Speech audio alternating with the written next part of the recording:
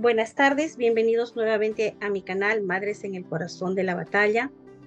Esta tarde pues estoy muy contenta y agradecida porque tengo un invitado verdaderamente de lujo. Es una persona muy joven pero con mucha trayectoria y que tiene muchísimo para enseñarnos. En esta tarde nos está acompañando en Madres en el Corazón de la Batalla el economista Dante Urbina. Como les comenté, él es muy joven, es peruano y voy a hacer una breve reseña de su currículum, de toda su trayectoria, porque a pesar de que es muy joven, pues ha hecho muchísimo trabajo de investigación, trabajo en la docencia. Dante Urbina es autor y conferencista, es docente seleccionado luego de un competitivo concurso internacional entre los mejores jóvenes investigadores del mundo, para participar en la reunión de premios Nobel de Economía en Alemania. Es economista por la Universidad Nacional Mayor de San Marcos, máster en economía por la Universidad Complutense de Madrid y doctor en economía por la Pontificia Universidad Católica del Perú. Como les comenté, también él es el escritor. Uh, Tiene bajo su autoría los libros Dios existe, Dios sí existe, ¿cuál es la religión verdadera? ¿Cuál es la iglesia verdadera? Todos los cuales han estado en el top 10 de los más vendidos en su categoría en Amazon. Ha dado decenas de conferencias sobre diversos temas en espacios académicos de Perú, de México, de España, Colombia, Argentina, Costa Rica y Alemania. Ha publicado en revistas académicas de Perú, de Estados Unidos, de Alemania, de Reino Unido, de la India, Ucrania y Australia. Y también ha conducido el programa de respuestas apologéticas en HM Televisión de España. Es blogger en Infocatólica y cofundador de la Escuela de Apologética DANS, que significa discípulo, apologista, servidor y misionero, de los Estados Unidos. Es también presidente del movimiento Gardendal Perú. Ha participado de varios debates frente a ponentes de relevancia como Luis Arbaiza, representante de la Asociación Peruana de Ateos, Nureddin Cueva, quien es presidente de la Asociación Islámica de Sufismo en el Perú, Julio César Clavijo, y otros más que han debatido con Dante, y bueno, pues Dante ha tenido una participación muy especial y contundente. Yo tuve la suerte de conocerlo junto con mi esposo en el Congreso Nacional de la Familia, y me alegró muchísimo porque Dante, con una gran amicalidad, no tuvo objeción en brindarme su número telefónico y que podamos coordinar esta entrevista. Y bueno, pues yo decía, Dante, una persona con tantos estudios, ¿cómo poder alinearnos? ¿Cómo poder estar los dos en la misma sintonía? Y como ustedes saben, en este canal de Madres en el Corazón de la Batalla, mi propósito es poder bajar todos los conocimientos macros hasta el nivel de las madres de familia. No porque no tengamos conocimientos o porque seamos totalmente ignorantes, sino que, como le comenté a Dante, nosotras tenemos muchísimas prioridades en el día a día que nos distraen, nos sacan de cosas muy importantes que debemos tener a la mano. Pero bueno, muchísimas gracias Dante, muchísimas gracias por estar en este canal. Y el tema que vamos a compartir el día de hoy es enfrentando al relativismo. Entonces te dejo la palabra para que nos saludes y empecemos a conversar de este tema de el relativismo. Muchísimas gracias por la invitación y muchísimas gracias por el trabajo que está haciendo. Es muy importante que estas cuestiones que afectan a las familias sean, pues, llevadas de forma digerible, por decirlo así, a las familias y a las personas que son clave en la formación de las familias. Esto es la madre. Se suele decir que el núcleo, perdón, que las familias son la célula básica de la sociedad. Ya, pero como sabemos por biología, toda célula tiene un núcleo. El núcleo de la familia sería el matrimonio. Y si vemos etimológicamente qué significa la palabra matrimonio, es como el oficio de la madre, ¿no? Lo propio, el quehacer propio de la madre, matrimonio. De este modo, tendríamos que lo central en el propio núcleo, el núcleo del núcleo de la célula familiar, estarían las madres. Las madres realizan una labor muy importante. Las madres son las que terminan, en cierto modo, formando la sociedad. Porque si la sociedad está constituida por las familias tienen como núcleo el matrimonio y en el matrimonio está como núcleo la madre, pues el compromiso de las madres, la labor de las madres es muy importante. Y más bien lo que viene sucediendo en nuestra sociedad es que se desprecia o se deja de lado la labor de madre como algo menor, prescindible, secundario, etcétera. El matrimonio está muy cuestionado y muy despreciado. Y eso va a llevar a un problema para la familia y la familia misma es atacada. Y si tenemos todo eso atacado y la sociedad está constituida por eso, pues entonces vamos a tener una sociedad gravemente enferma, así como estaría gravemente enfermo un cuerpo que tenga malas células. Entonces lo que tenemos es un cáncer social. Por lo tanto, yo le animo y le felicito en esta batalla de llevar estos grandes temas de forma pues sencilla, amena, concreta y sobre todo práctica a las familias. Muchísimas gracias, Dante. De verdad que me animas. Tú sabes que este canal tiene poquísimos seguidores, pero como lo he comentado varias veces, con que una mamá le ponga sentido de urgencia con la información que recibe en este canal, le ponga sentido de urgencia a la defensa de sus hijos, alabado sea el Señor, todo para gloria de Él, trabajo cumplido. He hecho mi parte, estoy contenta.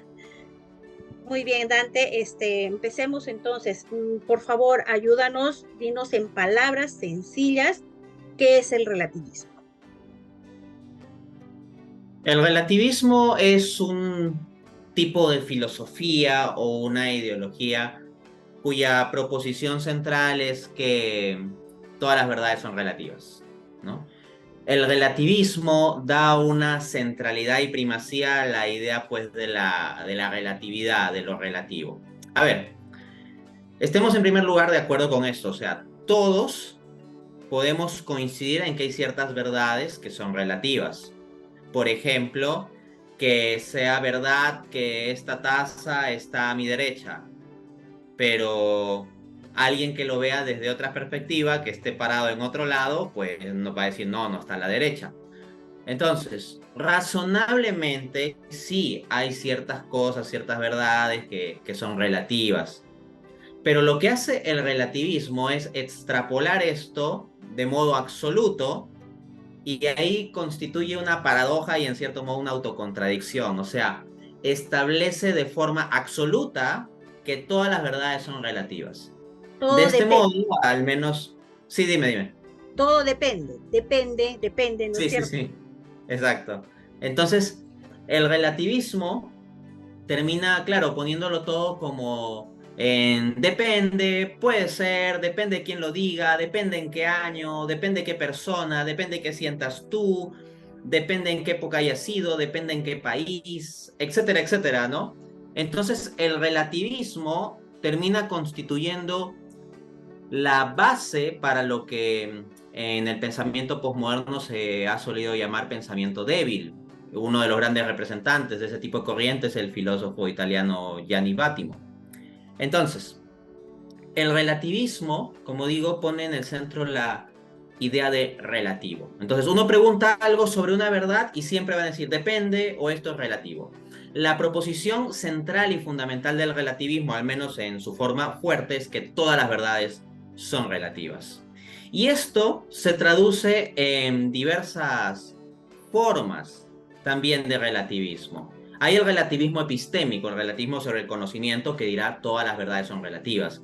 Pero el tipo de relativismo que más influye en nuestra sociedad en concreto es el relativismo moral.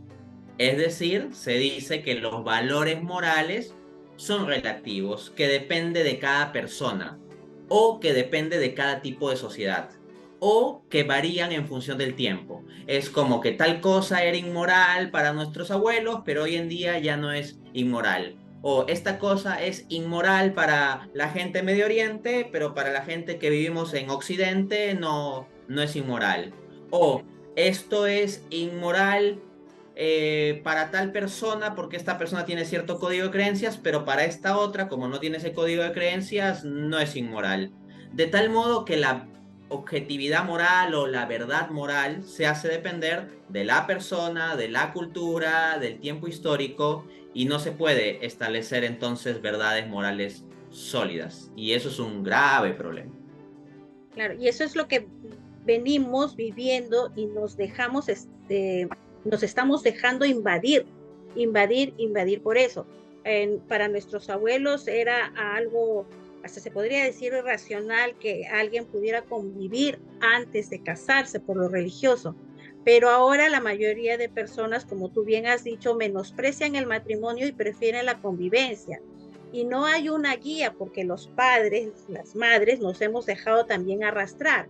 Entonces, por amistades, por familiares, ¿no? Ellos dicen, pero si los muchachos se sienten bien, está bien, que vayan a convivir, que experimenten y después si funciona, se casan. Es como si estuvieran probando, y el matrimonio no es para probar, ¿no? Porque dentro del matrimonio también tiene que haber la sexualidad, tiene que haber la procreación. Entonces nos dejamos arrastrar por la convivencia y también ya entran ahí en lo que es la fornicación, entran ahí también incluso hasta puede ser en el aborto, y todo se va relativizando, relativizando, relativizando, y nos dejamos arrastrar. Y no tenemos una voz diferente que nos diga exactamente qué es lo verdadero, ¿no? Entonces, ahí vamos a la segunda parte. Por favor, también ayúdanos a entender cómo es que el relativismo, específicamente el relativismo moral, está afectando a las familias. Sí, el relativismo afecta a las familias de múltiples formas, desde ya la idea de que todas las verdades son relativas, pues deja sin base la autoría de los padres. ¿Por qué? En sociedades pasadas, donde no reinaba el relativismo, había un concepto fuerte de tradición. Entonces habían determinadas verdades, determinado código moral, existencial, religioso, vivencial, que era transmitido de padres a hijos. Y en todas las épocas, pues los jóvenes han tenido ciertamente su rebeldía, pero en general, al menos a nivel social, se veía con respeto o con atención aquella tradición que transmitían los padres. Y por tradición, repito, me refiero a aspectos como la religión, como ciertos valores, tanto valores sociales como valores personales, cuestiones de costumbres, etcétera. Y esto era visto con respeto, en parte porque era visto como la transmisión de ciertas verdades establecidas. En cambio, bajo el relativismo no hay verdades, solo hay opiniones. O como decía Nietzsche, no hay verdad, sino solo interpretaciones. Entonces, para cada hijo, pues lo que digan sus padres es simplemente una verdad relativa, es su opinión, es su gusto, es el capricho de ellos. Entonces no hay algo vinculante como la verdad objetiva. Ya no se trata de una autoridad que transmite una tradición con un conjunto de valores verdaderos, sino simplemente la transmisión de una opinión que es vista como valores anticuados. Entonces, como los valores bajo la perspectiva relativista son contingentes a la época histórica, entonces la lógica es aquí, bueno, esto funcionaba para la época de mi papá o de mi mamá, o esto eran las creencias de mis abuelitos, pero para mí, que yo estoy en tiempos más avanzados, eso no funciona. Entonces se hace la verdad relativa, supuestamente, y no se dan cuenta que bajo esa lógica, todo lo que los hijos de esta generación creen y desprecian lo que piensan sus padres y sus abuelitos, lo dirán también a su vez sus nietos. O sea, de aquí a 2 generaciones en adelante, cuando ellos tengan sus hijos y después sus nietos dirán lo mismo, así lo que creen mis papás son tonterías relativas y lo que creían mis abuelos peor todavía, ¿no? Y sus hijos mismos le dirán lo propio. Entonces lo que nos estamos encontrando es que el relativismo desde ya destruye las bases para una funcionalidad y estabilidad de la autoridad en la familia.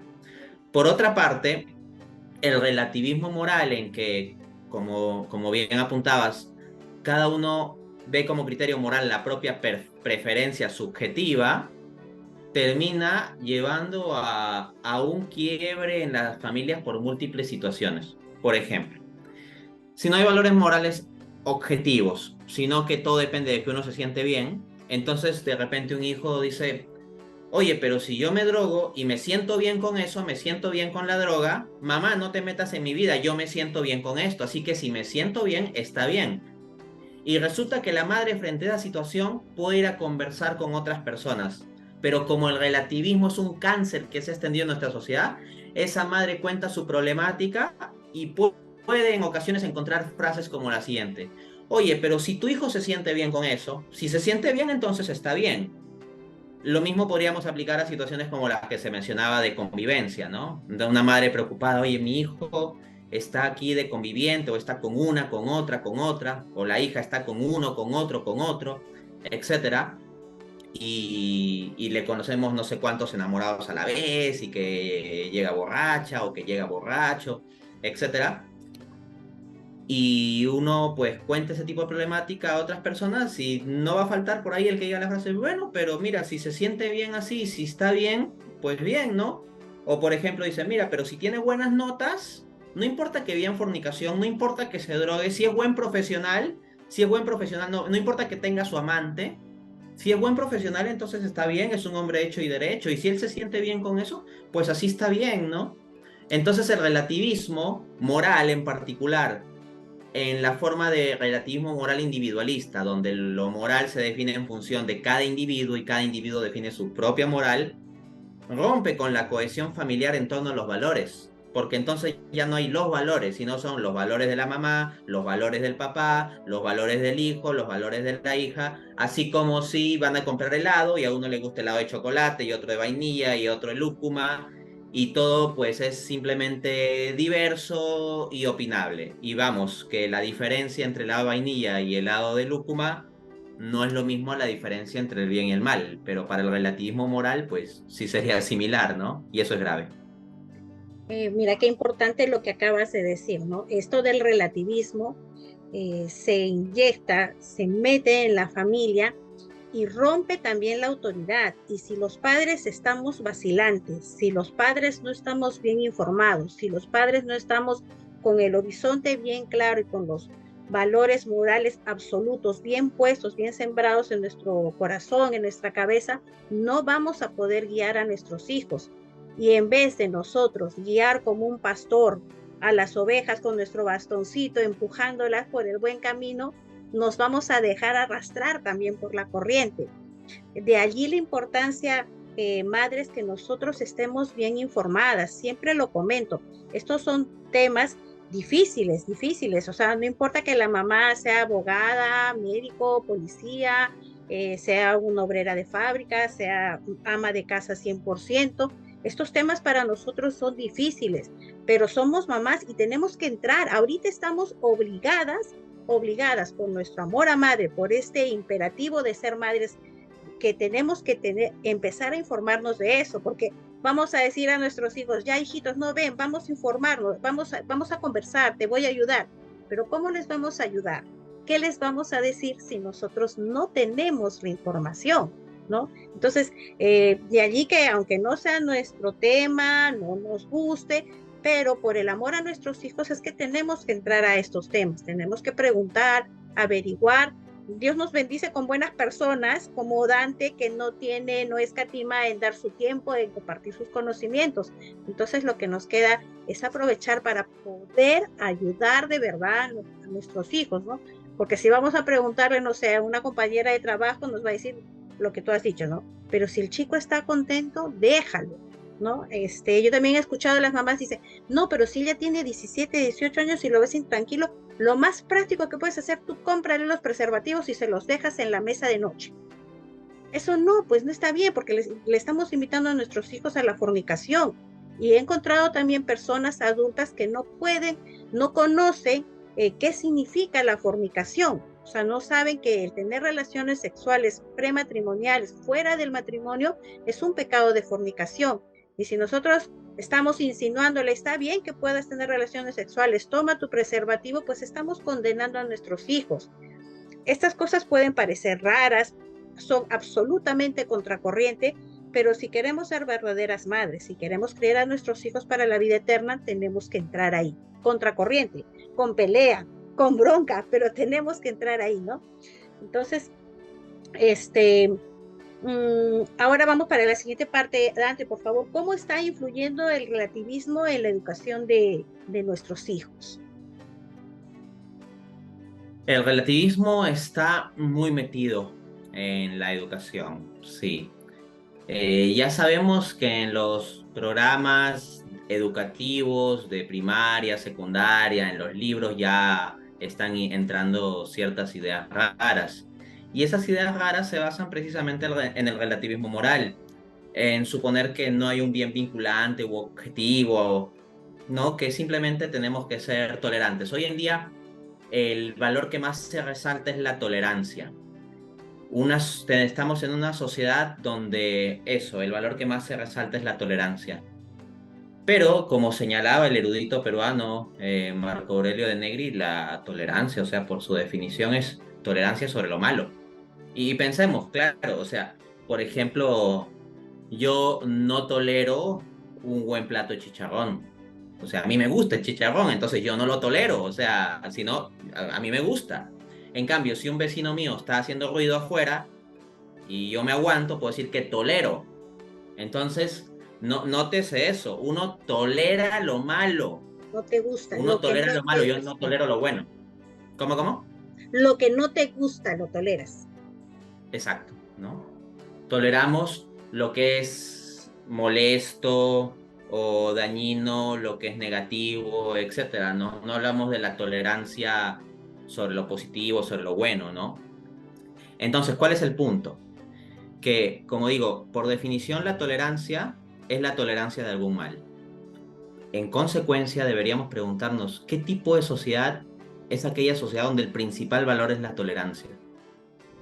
Es una sociedad que va a terminar siendo muy permisiva con el mal, muy, muy permisiva con el mal. Y esa es la sociedad que tenemos. Yo no digo que uno deba ser absolutamente intolerante con toda y cada una de las cosas. Ciertamente la tolerancia, el tolerar ciertos males es necesario para la convivencia social. Podría decirse en ese nivel que es un valor, pero ponerlo como el valor principal y central, eso es horrible.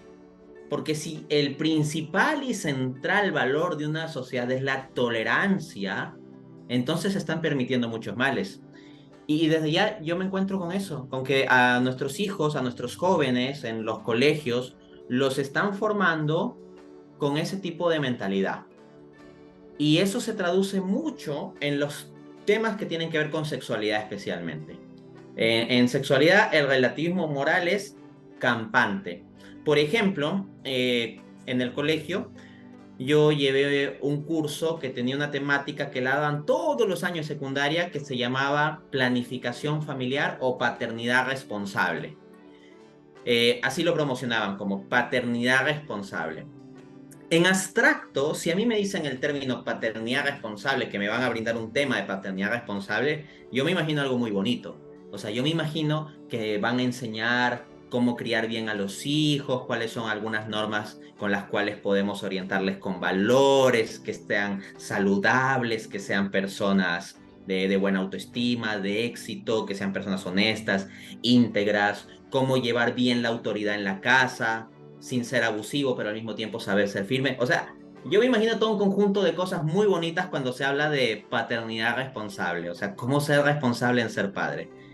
Y lo que me encuentro cuando veo los programas de estudio, o cuando yo mismo en el colegio he llevado los temas de paternidad responsable, es que me enseñan cómo no tener hijos.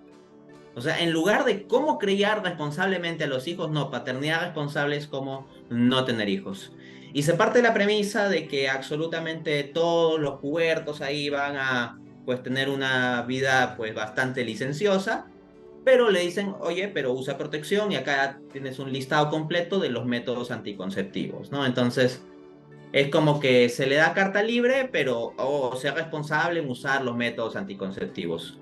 Por lo tanto, cuando se nos habla sobre la responsabilidad, en lugar de decir a los varones, sepan valorar a las mujeres, en lugar de decirle a las mujeres, valórense a ustedes mismas, valoren a los varones, etcétera, sean responsables en sus decisiones de vida, etcétera. No, o sea, lo que nos enseñan como responsabilidad es usar métodos anticonceptivos. Esa es la responsabilidad del joven, ¿no? Es alucinante. Y aquí quiero contar una anécdota. sobre esto del relativismo en la educación. Yo tuve directamente que enfrentar el asunto del relativismo en mi etapa formativa. Yo era ateo y me puse a investigar muchas cuestiones de filosofía y teología para destruir doctrinalmente al catolicismo. Pero en medio de eso, me terminé convirtiendo finalmente a la fe católica. Eso fue justo previo a mi último año de colegio, al quinto secundaria. Cuando con 16 años entonces voy a llevar quinto secundaria en el curso de Persona, Familia y Relaciones Humanas, así me parece que se llamaba, pero es un curso al que le suelen cambiar de nombre. Sí, ahora se Este, llama DPCC. ok. Yo recuerdo también que en algún tiempo se llamó Persona, Ética y Relaciones Humanas, ¿no? Hasta el nombre ética le ponían. El punto es que el profesor de ese curso en quinto secundaria nos vino a enseñar relativismo. Él explícitamente nos decía que la moral es relativa, que los valores morales son relativos y que todo ese tema de si usar o no usar minifalda o cómo se visten las mujeres o cómo cada quien hace las cosas con su vida o su sexualidad es algo que depende de cada época y de cada cultura y que por lo tanto las mujeres en sociedades pasadas tenían cierta moral, pero hoy en día es diferente y la moral es relativa. Y frente a eso, siendo yo estudiante, alcé mi voz y me puse a discutir con el profesor directamente en clases y durante algunas clases yo le objetaba y le ponía objeciones filosóficas, racionales y eso, me metía de tú a discutir con el profesor. Procuraba hacerlo con respeto, pero al mismo tiempo con bastante contundencia. Pero es curioso que en lugar de que sea el alumno el que tiene una mente moralmente desordenada y viene el profesor de ética a darle unos lineamientos para tratar de encauzarlo, sea al revés. O sea, el profesor viene a traer ideas raras que pueden afectar a los compañeros y es un alumno el que tiene que pararse a alzar la voz, ¿no? Sí. Mira, justamente en esto del relativismo y de la tolerancia, pues como dices tú, lo están metiendo tanto, tanto en los colegios que incluso los padres a veces dudamos, ¿no? Decimos, pues bueno, entonces está bien, hay que tolerar, hay que quedarnos callados, no podemos decir nada. Y a mí me hizo caer en cuenta esto mi esposo, ¿no? Porque en una catequesis, estábamos preparando la catequesis y él me dice, esto de la tolerancia es absolutamente anticristiano. La tolerancia no es cristiana, porque la tolerancia es lo opuesto al amor, porque tolerar significa te trago, te mastico, pero no te paso, ¿no? O sea, te tengo ahí, pero no te paso. Es un aguante con odio. No es amor, es lo absolutamente contrario al amor, la tolerancia. Y lo que nos enseña el cristianismo es el amor. Pero ahí nuevamente vamos al punto, ¿no? Qué necesario es que conozcamos en profundidad estos términos para no dejarnos confundir.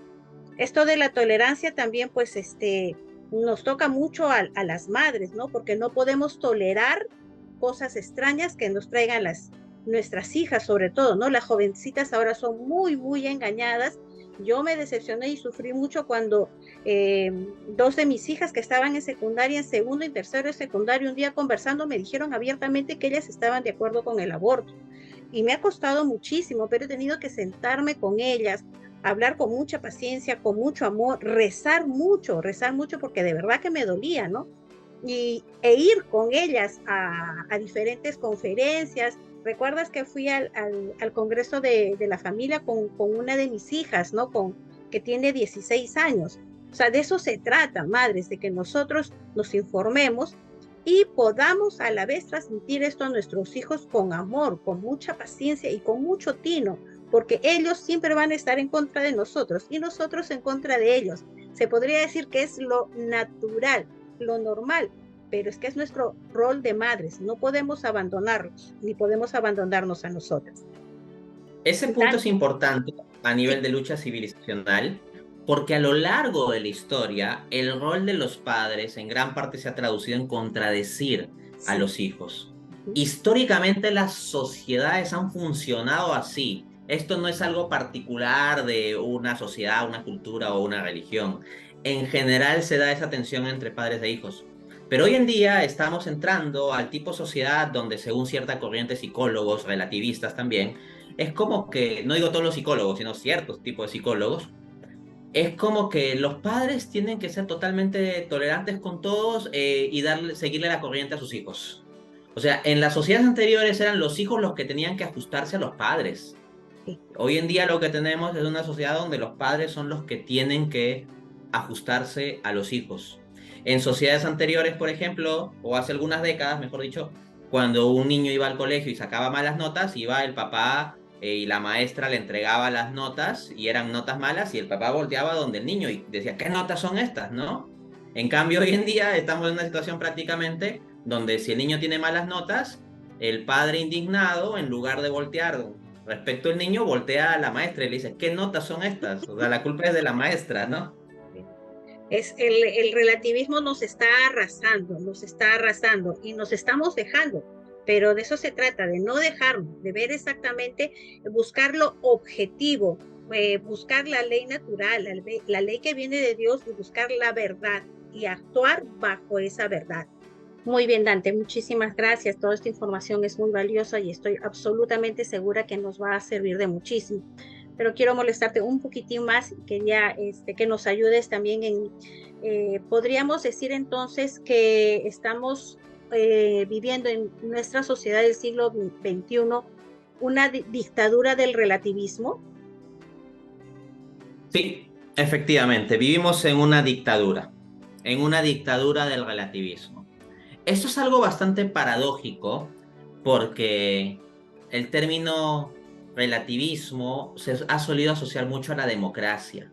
Esto es, si todas las verdades son relativas, entonces podemos convivir democráticamente. Yo tengo mi verdad, tú tienes tu verdad y como no existe la verdad, nadie nos vamos a pelear por la verdad. Entonces todos convivimos contentos y pacíficamente con nuestras verdades relativas y nuestras opiniones y todos respetamos las opiniones. Y por último, si requerimos decir algo en conjunto, lo hacemos por votación y será verdad o se impondrá o se implementará como verdad aquello que tenga más del 50% más uno de los votos, ¿no? Entonces, por ejemplo, me acuerdo de un cierto ideólogo libertario que decía que pues con esto del aborto él no estaba de acuerdo, pero que eventualmente si llega al poder vería la cuestión de someterlo a un referéndum popular. Entonces, ¿qué pasa si el 50% más uno de la población dice viva el aborto? Ah, entonces, bueno, que maten a los bebés en el vientre de su madre, ¿no? Es una cuestión, entonces, de votación. Entonces, ¿a qué voy con esto? Que se genera una paradoja porque supuestamente el relativismo se asociaría a la democracia, a vivir democráticamente, en tolerancia. Pero ahí viene la paradoja de la tolerancia. La tolerancia no puede tolerar todo. Una sociedad no puede ser perfectamente tolerante. ¿Por qué? Porque una sociedad que pretenda ser perfectamente tolerante tendrá al final de cuentas que verse obligada a ser absolutamente intolerante con la intolerancia. O sea, basta que encuentre personas que no quieran tolerar algo, que en esa sociedad haya personas que no se sometan a ser absolutamente tolerantes con todos, y esas personas son el enemigo.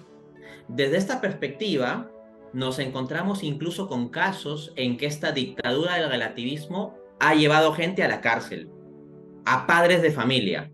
Hay países del llamado primer mundo, y lo pongo muy entre comillas, ustedes pueden investigar en internet, hay casos de esto, en donde el Estado le ha quitado los hijos a ciertos padres porque estos padres han defendido cierta visión tradicional sobre los valores en la crianza de sus hijos, y como el Estado tiene unas políticas con ciertas ideologías raras que no quieren permitir que esos valores sean implementados en las familias, que los padres pongan pues orden en sus familias con los valores tradicionales, los valores cristianos, etcétera.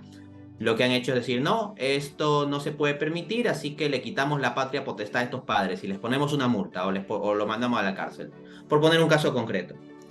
Eh, por ejemplo, normalmente se ha entendido que una decisión como hacerse un aborto no es algo que podría tomar una menor de edad. De hecho, no debería tomarla nadie. Pero al menos se entendía que si una chica, ¿no? Porque las chicas son las que se embarazan. Si una chica es menor de edad, sus padres deberían estar como mínimo informados y tener voz y voto en un asunto como ese, ¿no? O sea, en varios países se entendía al menos eso. Pero hay países que han llegado al punto de totalitarismo, de dictadura, de imposición, de que prohíben a los padres intervenir sobre el asunto. Entonces, por ejemplo, si una chica de 13 años sale embarazada y decide abortar, los padres no pueden decir nada. Y si se les ocurre decir algo, les pueden caer multas o cárcel. Y entonces vemos que es una dictadura fuerte, porque es como que se permiten todas las opiniones sobre sexualidad, por ejemplo, o sobre el tema del aborto, menos la opinión cristiana. Entonces, uy, cuidado con la opinión cristiana. Pensemos también en Europa. En Europa, lo que encontramos es que se toleran diversas religiones. Si un hindú quiere tener su religión hindú y practicarla públicamente, incluso si es un funcionario público, lo puede hacer y nadie le dice nada. Llega un musulmán y quiere orar 5 veces al día, en cierta dirección y se le permite hacer, ¿no? A ese musulmán, sus prácticas propias de la religión islámica y se le respeta, porque en la sociedad tolerante hay que tolerar la diversidad religiosa y hay que tolerar a los musulmanes y a los hindús y a los budistas, etcétera. Pero hay que vaya a ser un cristiano que pretenda dar alguna muestra de su práctica religiosa en esos contextos, ahí sí no, no, tú no puedes hacer esto, tú no puedes llevar un crucifijo en un espacio público, prohibido, te votamos, te multamos, te excluimos. Entonces, tenemos una sociedad, especialmente esto sucede en el primer mundo, que es tolerante con todas las religiones, muy tolerante con el Islam en particular, pero con el cristianismo es absolutamente intolerante. Asimismo, si en un colegio hay diversas opiniones sobre el tema de la sexualidad y el matrimonio. Entre los jóvenes se permiten diversas opiniones. Hay diversidad, se respeta la diversidad. Pero ay de la señorita de 15 años o del joven de 14 o 16 años que se le ocurra decir que cree en el valor de llegar virgen al matrimonio. Ese va a recibir así lo que en redes sociales llaman una funa, así lo van a ridiculizar en redes sociales, lo van a hacer leña, así como la Inquisición en épocas anteriores. Ahora tenemos unas inquisiciones virtuales que van a destruir a la persona y presencialmente también se van a burlar del chico y de la chica en cuestión. Y si eventualmente se quejase con algún profesor, bien podría suceder que hasta el mismo profesor se burle. Y esto de no tener ni siquiera apoyo de parte de los profesores en una situación así, si una señorita, por ejemplo, quiere mantener la opinión de que cree en el valor de llegar virgen al matrimonio, esto que yo digo lo he visto reportado por Fray Nelson Medina, que es un predicador que yo escucho bastante. Él contó un caso que él conoció personalmente de una señorita que dio esa opinión en su colegio del valor de llegar virgen al matrimonio y al final la política que tomó el colegio era, frente a todas las burlas que le estaban haciendo a la pobre, mandarla a un proceso de reeducación psicológica para que se le acomode la mente. Y Fray Nelson comparaba esto con el caso de, por ejemplo, un niño con rasgos étnicos, por ejemplo, indígenas, y que todos se burlen de él. De repente, si ese niño se queja, uy, sale la asociación de padres, la sociedad civil, puede eventualmente el caso llegar a televisión, todos se indignan. Y está bien, o sea, yo no digo que esté mal Claro. perdón, yo no digo que esté bien la discriminación racial. Por supuesto que está mal la discriminación racial y hay que enfrentarla. Pero el punto es que estamos en una sociedad en donde se protege el derecho de las personas de cierta raza, por ejemplo, a no ser discriminados, lo cual está bien, hay que proteger ese derecho, pero al mismo tiempo no se protege de burlas y malos tratos a personas que tengan una opinión libre, como decir, yo creo en la virginidad hasta el matrimonio. Entonces estamos con el mundo a cabeza. Estamos con el mundo de cabeza. Me has hecho recordar el caso reciente, ha sido 2022, en que un jovencito de 16 años en Canadá eh, osó poner su posición frente al profesor de ciencias y decirle que la biología solo tenía dos posibilidades: ser hombre o ser mujer. Y el caso llegó hasta la dirección del colegio. Justo llegó el periodo de vacaciones, entonces el muchacho, bueno, fue a sus vacaciones. Y cuando regresó después del periodo de vacaciones, le dijeron, mira, tú has salido con las justas, tienes que por favor someterte a este programa de reeducación. Y él volvió a insistir en lo mismo, a decir la verdad. Ya no toleraron eso, llamaron a sus padres lo apoyaron, dijeron que estaba bien, que era correcto lo que decía su hijo. Fueron con la policía y lo sacaron del colegio con esposas como si fuera un delincuente este muchacho de 16 años, por decir la verdad. Y también en Inglaterra, una señora mayor se para frente a un abortorio, se para, no tenía el rosario en la mano, no tenía nada, se paró frente al abortorio en silencio. Y viene la policía y le dice, ¿está usted rezando? Y la señora le contesta, puede ser. Por contestar así, la pobre señora y mayor como de 60 años la llevaron a la cárcel también. O sea, imagínense. Y eso, como tú bien dices, está ocurriendo en el primer mundo. Pero ya está avanzando, ya está avanzando, ya está avanzando. Y si no nos preparamos, nos van a robar a nuestros hijos. Si tú no le eres madre de familia, no le transmites la fe desde ahora, luego no te quejes. Luego no te quejes. Estamos con el mundo de cabeza, nos cuesta mucho creer esto, pero no todo está perdido, ¿no? No todo está perdido. Estamos llamados a vivir con esperanza, a confiar siempre en el Señor, a rezar por nuestros hijos y a hacer lo que sea nuestra parte. Y justamente eso, para no quitarte más tiempo, Dante, ¿cuál es nuestra parte como padres? Los padres, las madres, ¿qué tenemos que hacer en el día a día para no dejarnos arrastrar por el relativismo, para proteger a nuestros hijos, para ayudar a nuestros hijos? A ver, en primer lugar, los padres tenemos que informarnos, tenemos que estar informados, ese es un deber. No se requiere que seamos expertos en toda la cuestión de las corrientes filosóficas y todas las noticias y hechos, pero sí es necesario que tengamos un cierto conocimiento más o menos general de las principales temáticas y los principales problemas. Desde esa perspectiva, por ejemplo, debe tomarse nota de esta dictadura del relativismo, de ese poder que tiene, porque tal vez algunos padres de familia escuchando esto que decimos pueden pensar, estos fanáticos vienen a exagerar con que hay un relativismo que establece una dictadura, ¿no? Pero pensemos lo siguiente, o sea, estamos en una dictadura particularmente opresiva del relativismo. Esto sucede sobre todo en países de primer mundo, pero eso, lo que aparece en el llamado primer mundo, eventualmente se comienza a dar más y más en nuestros países, como ya viene sucediendo. Por ejemplo, en una dictadura se tiene que combatir todo lo que sean delitos, pues, de acción. Algo como que, por ejemplo, un disidente del gobierno, tire una piedra contra un funcionario público o quiera poner una bomba en un edificio de gobierno, eso tiene que ser combatido. Y bueno, eso pues se puede entender, ¿no? La protección física que tiene que hacer cada régimen de gobierno. Ya no me refiero aquí a una dictadura, sino a un gobierno en general, ya. Pero luego viene el asunto de que eventualmente hay delitos de expresión.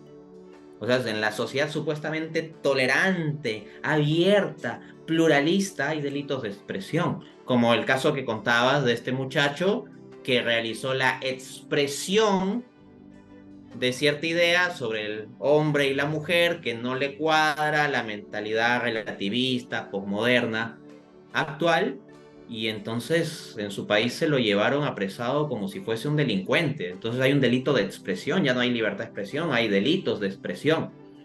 Pero a tal grado ha llegado esta dictadura del relativismo que hay incluso delitos de pensamiento, porque ese caso que contabas, ahí también yo lo vi en alguna noticia así, de esta señora que se paró frente a un abortorio y que, vamos, estaba rezando la señora, pero estaba en silencio, rezando en su mente.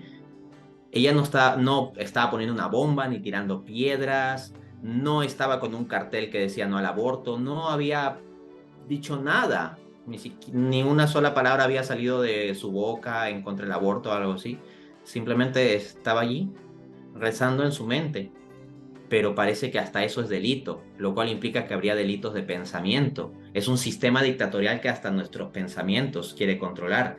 Esto ya parece una cosa, pues, tipo 1984, el libro de George Orwell, ¿no? De una sociedad con un control muy, muy, muy fuerte. Ya el punto de querer controlar nuestros pensamientos, de que hay una policía del pensamiento, como lo había en la novela de Orwell, es una cosa que está sucediendo, ¿no? O sea, vamos, a lo largo de la historia, en sociedades previas, muchas dictaduras no se atrevieron a tanto. Podían permitir que la gente tenga sus pensamientos en contra del modelo de la dictadura, siempre y cuando no tomasen acciones en contra, lo toleraban. Pero hoy en día hasta en nuestro pensamiento quieren meterse, ¿no? Dicho eso, entonces los padres primero tienen que estar informados. O sea, estas son realidades que están pasando. No son exageraciones que nos estamos inventando aquí. Y no es que haya pasado una o dos veces. Si comienzan a investigar, van a ver qué pasa en un país y otro, y un año y otro año y el otro año también, y en un mismo año a lo largo de varias veces, o en el mismo Estados Unidos, por ejemplo, en diversos estados, en diversos colegios públicos o privados, en asociaciones religiosas, en asociaciones deportivas, etcétera, etcétera. Entonces hay que estar informados de que el problema está extendido. Si no conocemos suficientemente el mal, no vamos a poder combatirlo bien. Luego lo otro es que los padres tienen que estar formados. O sea, no basta con estar informados sobre todos estos problemas, sino que tenemos que estar formados para combatirlo. Y el solo conocimiento del mal no nos permite combatir. El solo conocimiento del mal hasta puede desanimarnos, hasta llevarnos a decir, bueno, ya no se puede hacer nada y Déjalo así. eso, ¿no? ¿Para qué me voy a ganar problemas ya que la cosa siga así, ¿no? Entonces los padres requieren una formación filosófica, moral, espiritual, que tiene que ser continua. O sea, hay muchos padres que creen que por el solo hecho de ser papás ya como que automáticamente en paquete lo tienen todo. O sea, como que, ah, ya, yo soy papá, yo no necesito formarme, yo no necesito informarme, yo no necesito mejorar moral, espiritualmente, no, yo soy papá y yo digo y yo tengo mi autoridad. Y en la práctica eso termina diluyéndose, especialmente en la adolescencia. Cuando nuestros hijos son adolescentes, ellos no van a asumir como premisa la autoridad nuestra, van a cuestionar. Y si cuestionan, nosotros tenemos que tener respuestas.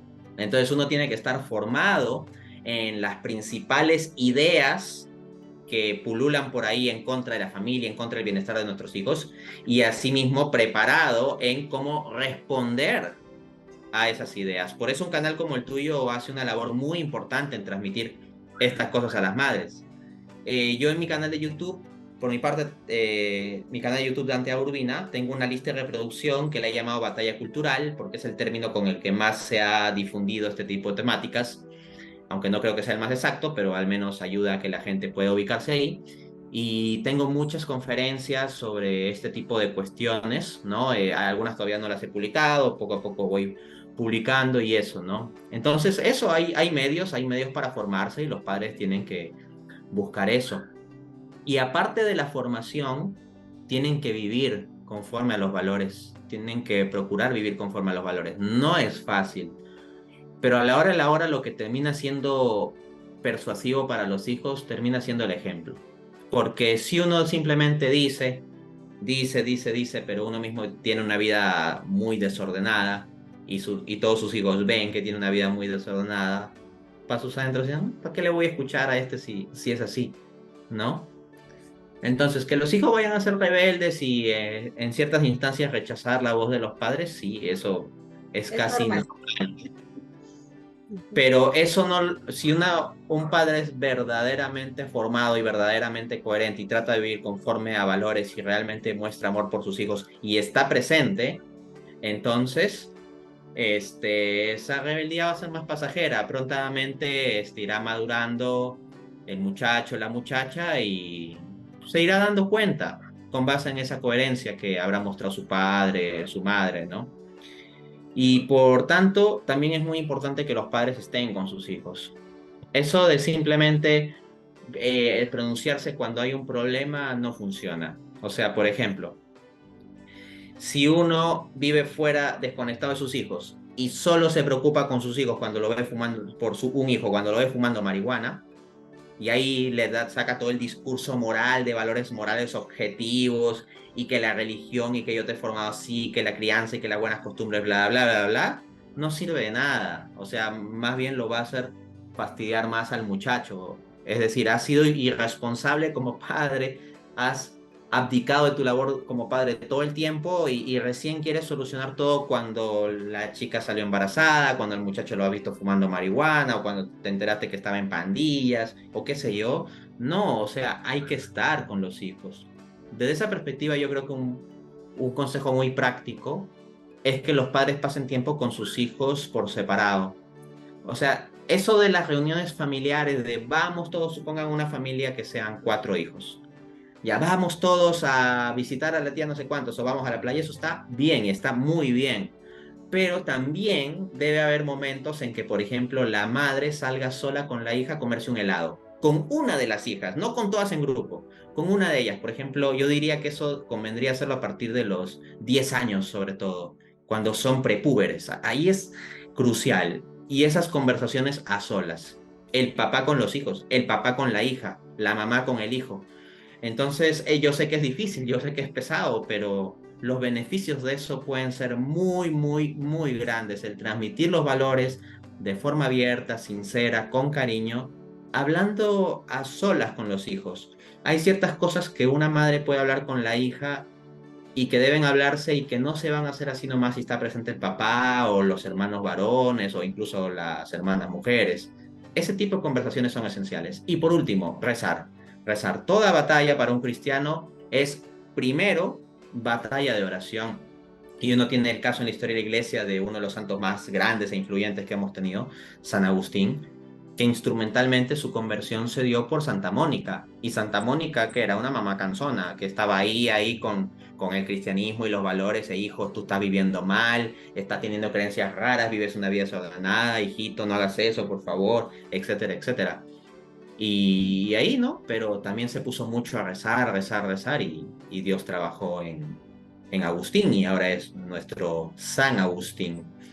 Por Santo tanto, Agustín. yo diría a los padres no se rindan en la oración, acompañen toda esta labor con oración. Muchísimas gracias, Dante. De verdad que eh, es muy importante, ¿no? Retomando las ideas que nos has dado del relativismo, que si bien es cierto, es una corriente filosófica que nos lleva a decir que todo depende, si te sientes bien, ok, dale para adelante. No es así. Nosotros como madres y como cristianos, pues estamos destinados a buscar la verdad y defender esa verdad. Y en nuestras casas, en primer lugar, con nuestros hijos, como nos has dicho tú, y me ha gustado muchísimo esta parte porque yo no nunca me había puesto a pensar en eso y tenía mezclados esos dos conceptos. Una cosa es estar informado y otra cosa es estar formado, porque yo puedo tener toda la información en mi cerebro, en mi corazón, pero si no puedo transmitirla, tampoco no me sirve de mucho que digamos, ¿no es cierto? Entonces, muchas gracias, de verdad que me encantó esta parte. Tenemos que informarnos, adquirir los conocimientos y formarnos, poder argumentarlos, poder transmitirlos a nuestros hijos y vivir con coherencia, ¿no? Porque las palabras se las lleva el viento, pero lo que nos ven a hacer nuestros hijos a nosotros, sobre todo a los padres, ¿no? Que un niño vea a su padre de rodillas, lo marca de por vida, lo marca de por vida. Y yo les cuento una anécdota, hace unas semanas mis hijitas iban a tener una presentación en danza, tengo 3 en danza, la más pequeñita, la de 8 años, también, y era su primera presentación en un teatro grande, ¿no? Y el domingo en la reunión de oración familiar, ella en su petición, por mi papá, por mi mamá, por mis estudios, Señor, y te pido que mi primera presentación me salga bien. Y yo le escuché y ya, ¿no? Pero después me puse a pensar, bendito sea el Señor, ¿no? Porque ella está aprendiendo desde chiquitita que todo viene de Dios y se estaba encomendando a Dios, ¿no? Y eso no es que se trabaja, vamos a rezar porque es Navidad, vengan todos acá, ya no. Es una cosa continua, es una formación continua. Y cuando te comento, cuando yo inicié este canal, pues pensé hacerlo sin hablar de Dios, sin hablar de la iglesia, para que sea más abierto, para que sea más tolerante con todos.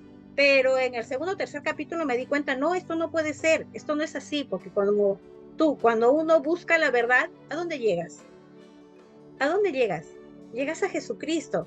No, no hay otra forma. Entonces, buscar la verdad, la belleza, la bondad, solamente se puede hacer desde Jesucristo. Y eso solamente lo podemos hacer en la iglesia. Por eso también les invito a participar activamente en la iglesia. no vamos a tener fuerza para rezar, no vamos a tener fuerza para informarnos, para formarnos, para vivir con coherencia si estamos lejos de Jesucristo. La confesión, la comunión son los sacramentos que nos dan la fuerza para poder salir y enfrentarnos pues al hijo que está rebelde, a la hija que tiene problemas, al hijo con el que no podemos entablar, no podemos encontrar el punto de reunión. Eso solamente lo vamos a conseguir rezando y eso solamente lo vamos a conseguir en la iglesia. Bueno, entonces tus palabras finales, Dante, muchísimas gracias. Bueno, que estoy muy contento de que haya iniciativas como esta que quieren transmitir la información a los padres, pero al mismo tiempo formarlos en valores, en unión, en armonía, en amor desde Cristo. Y creo que es la experiencia de muchos pensar que, bueno, en primera instancia como que no conviene tal vez hablar sobre Jesús, sobre Dios, etcétera. Pero tarde o temprano uno se da cuenta de que eso es como la comida sin sal. Y el Sí, propio Jesús decía, ¿no? En Mateo capítulo 5, ustedes son la sal, ¿no? La sal de la tierra, y si la sal deja de estar salada, entonces, ¿para ¿de qué qué? sirve, no? Entonces los cristianos somos los que tenemos que hablar de Cristo, porque los no cristianos no van a hablar de Cristo Exacto. y muy probablemente si hablan, hablarán en contra. Entonces los únicos que podemos hablar de Cristo y ser la sal de la tierra, meter el saladito a la tierra, somos los cristianos. Y poniendo a Cristo en el centro es como vamos a transformar nuestras propias vidas y nuestra sociedad. Y me gustó mucho también cómo cerraste hablando de esto de los sacramentos. En mi experiencia, semana a semana, la fuerza que yo puedo obtener para hacer todo lo que hago, pues en lo cual pues fundamentalmente está mi vocación como padre, como esposo, lo saco de los sacramentos. Si no fuera por la Eucaristía, por la confesión, yo no tengo idea de cómo podría avanzar. Muchísimas gracias, Dante. Les invito a todos a visitar su canal de YouTube. Yo también estoy caserita ahí porque hay muchísimos temas importantes. Los libros de Dante también, espero que no estén mis hijos viendo esto porque se los voy a regalar por Navidad. Los libros es importante que demos buena lectura a nuestros hijos. Entonces, nuevamente te reitero mi agradecimiento a ustedes, queridas amigas de Madres en el Corazón de la Batalla. Les invito a seguir teniendo fuerza. No bajen los brazos. Prohibido cansarse. Seamos como Santa Mónica, pesadas, espesas, cargosas con nuestros hijos, diciendo la verdad por su bien. El Señor nos ayudará. Muchísimas gracias. Bendiciones para todos ustedes. Bendiciones para ti, Dante, y para tu familia. Y nos vemos en el siguiente episodio. Que el Señor los bendiga. Muchas gracias. Hasta luego. Hasta luego, Dante. Gracias.